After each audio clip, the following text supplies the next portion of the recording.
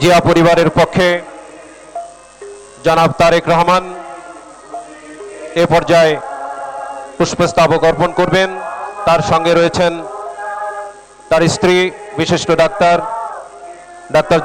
জোবাইদা রহমান এবং তাদের কন্যা ব্যারিস্টার জাইমা রহমান।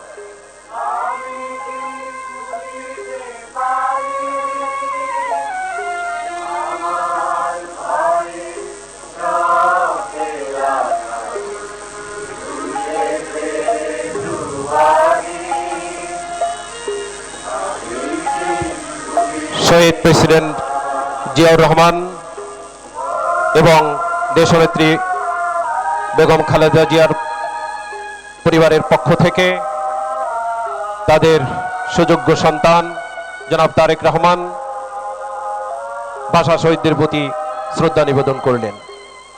সঙ্গে রয়েছেন জনাব তারেক রহমানের স্ত্রী বিশিষ্ট ডাক্তার জোবাইদা রহমান এবং তাদের কন্যা ব্যারিস্টার জাইমা রহমান।